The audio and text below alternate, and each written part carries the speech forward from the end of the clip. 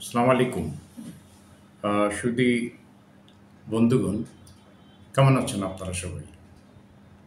আমি আশা করি আপনারা সবাই ভালো আছেন। বন্ধুগণ, আপনারা দেখছেন সিলেটের আপামর জনসাধারণ সিলেটের বঞ্চনার বিরুদ্ধে সবাই দাঁড়িয়েছেন।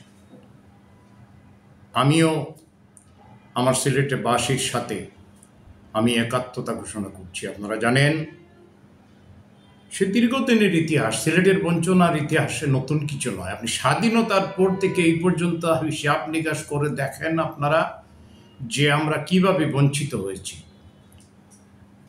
আমরা রেল লাইন, আমাদের রেলপথ, আমাদের সড়ক পথ, তারপরে আপনার বিমান, সব কিছু দিয়ে আমরা বঞ্চিত।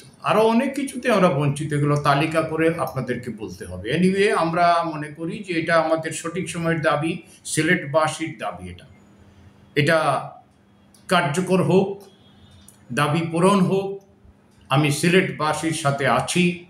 কর্মস্থলে ঢাকায় থাকার কারণে আমি এই মুহূর্তে ওনাদের সাথে একত্র হতে পারছি না। তবে আমার দাবি, সিলেটের সমস্ত বঞ্চনা থেকে সিলেট থেকে মুক্ত করতে হবে। সিলেটের জন্য আরও অনেক আমরা চাই। আমরা বিমানবন্দর চাই, অতিরিক্ত হয়ে যাক। আমাদের 6 লেনের যে রাস্তা হচ্ছে, এটাও হয়ে যাক দ্রুত। তারপরে আসেন আপনি রেলওয়ে, এটা তো ব্রিটিশ আমলে নির্মিত একটা লাইন, ওটা তো জোড়াতালে দিয়ে চালানো হচ্ছে স্বাধীনতার পর থেকে। এখানে কোনো ধরনের কোনো উন্নয়নের কাজ হয়নি। এছাড়া সিলেটের দাবি দুটো ননস্টপ ট্রেন। আপনারা জানেন, হয়তো শাহজালাল রহমতুল্লাহ মাজারে প্রতিদিন হাজার হাজার লোক সেখানে যায়, এবং তাদের সহযোগিতার জন্য, তাদের যাওয়ার সুবিধার জন্য আমাদের সিলেটে দুটো ননস্টপ ট্রেন আমি দাবি জানাচ্ছি। আমার সিলেটবাসীর দাবি এটা। বৃহত্তর সিলেটবাসী যে দাবি করছে তার সাথে আমি একাত্মতা ঘোষণা করছি। এবং আমাদের বিমান ভাড়া নিয়ে অনেক এর আপত্তি আছে, তবে এয়ারপোর্ট নির্মাণ নিয়ে আমার অনেক আপত্তি। 7-8 বছর আগে এই আপনার আমাদের এয়ারপোর্ট নির্মাণের কাজ শুরু করে এখন একবারে স্থবির হয়ে পড়েছে, বন্ধ হয়ে পড়েছে। আমাদের রডগুলোতে, সিমেন্টগুলোতে জং ধরেছে। আমি তীব্র প্রতিবাদ জানাই, এবং আমাদের সিলেটের সমস্ত পাওনা, আমি বর্তমান সরকার যারা আছেন, মাননীয় উপদেষ্টা সহ সকলের কাছে আমি আমার সিলেটবাসীর, আমিও একজন সিলেটের বাসিন্দা, সিলেটবাসীর এই দাবি আপনারা মেনে নেওয়ার জন্য আমি আহ্বান জানাচ্ছি।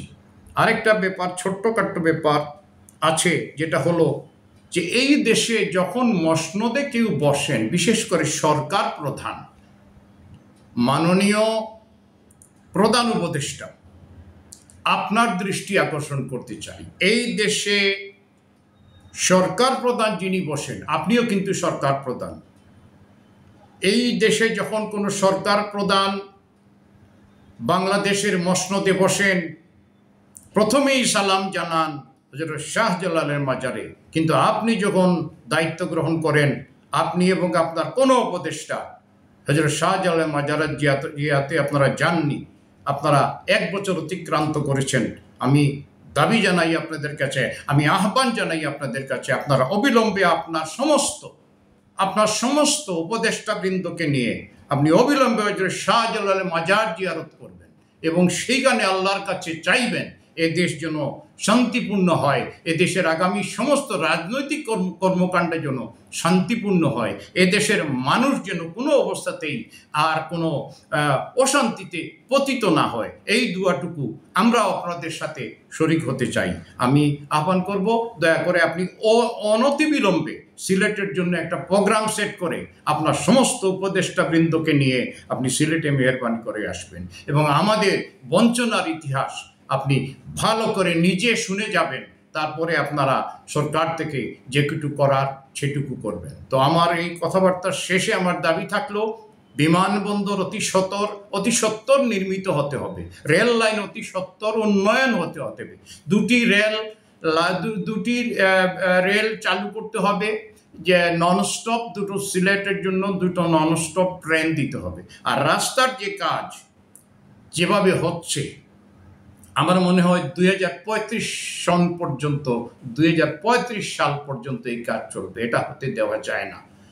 আপনারা অতি দ্রুত এই রাস্তার কাজ করেন। আর সাম্প্রতিক সময়ে যে সমস্যাগুলো হচ্ছে, রাস্তাঘাটে 6 ঘন্টা রাস্তা 18 ঘন্টা হয়ে গেছে, এটা আপনারা বিদ্যুতের গতিতে আপনারা এই সমস্যা সমাধানের আমি দাবি জানাচ্ছি।